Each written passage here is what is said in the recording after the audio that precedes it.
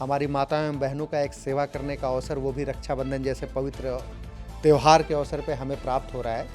तो इसको तो हम अपने लिए, अपने परिवहन निगम के लिए एक अवसर के रूप में लेते हैं। मैं माननीय मुख्यमंत्री जी का धन्यवाद देता हूँ। माननीय मुख्यमंत्री जी हमेशा से माताओं एवं बहनों की सुविधाओं के लिए, सुरक्षा के लिए विशेष रूप से काफ़ी जोर देते रहे हैं। इस वर्ष भी पिछले वर्षों की भांति माननीय मुख्यमंत्री जी द्वारा निर्देश दिए गए हैं कि 8 तारीख की सुबह 6 बजे से लेकर के 10 तारीख की रात्रि 12 बजे तक हमारी माताओं एवं बहनों के लिए रक्षाबंधन के अवसर पर परिवहन निगम की बसों में निःशुल्क यात्रा कराई जाएगी। माननीय मुख्यमंत्री जी द्वारा ये भी निर्देश दिए गए हैं कि किसी प्रकार की महिलाओं को दिक्कत न हो, हमारे ड्राइवर कंडक्टर मादक पदार्थों का सेवन करके न चलें, हमारी बसें जो हैं उसमें ब्रेकडाउन ना हो, तो इन सब के लिए पूरी तैयारी की गई है। रक्षाबंधन का पर्व लगा हुआ है। योगी आदित्यनाथ की सरकार ने बहन और माताओं के लिए एक सौगात दे दी है। रोडवेज जो बसें हैं हमेशा सेवा करने के लिए तैयार रहती है। इतना बड़ा कुंभ का भी आयोजन होता है, उसमें भी बसों से कितने ज़्यादा श्रद्धालुओं को सफ़र कराया जाता है। उससे बातचीत करेंगे, जानेंगे। सर बहुत बहुत स्वागत है आपका। क्या चुनौती एक और आ गई रक्षाबंधन को लेकर सर? क्या व्यवस्थाएँ, क्या तैयारियाँ सर? चुनौती तो है, लेकिन हम लोग परिवहन निगम में इसको एक अवसर के रूप में लेते हैं।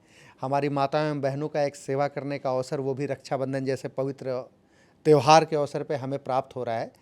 तो इसको तो हम अपने लिए, अपने परिवहन निगम के लिए एक अवसर के रूप में लेते हैं।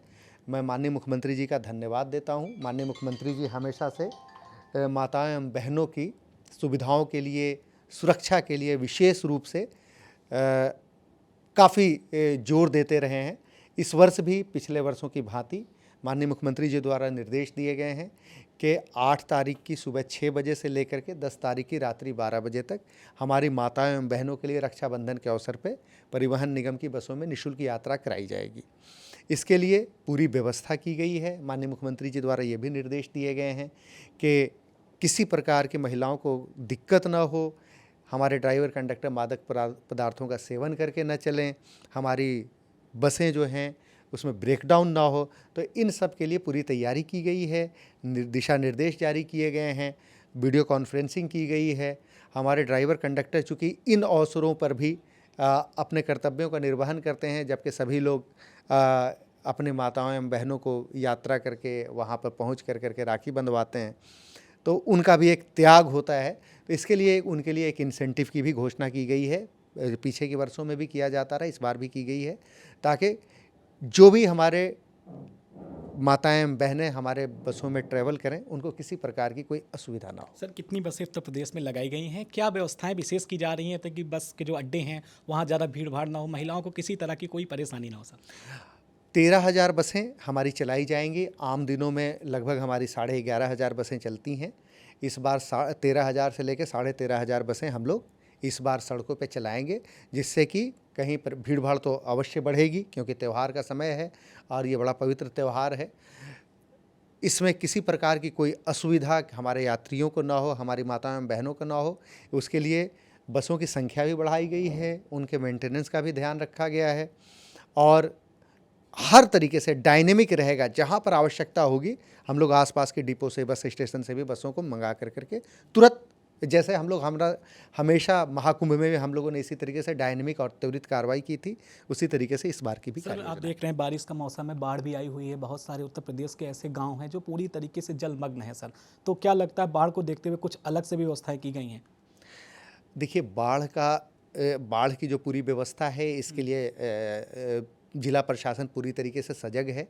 हम निश्चित तौर पे जहाँ पर हमारी बसें जाएंगी वहाँ तक तो हम सेवा उपलब्ध कराएंगे ही।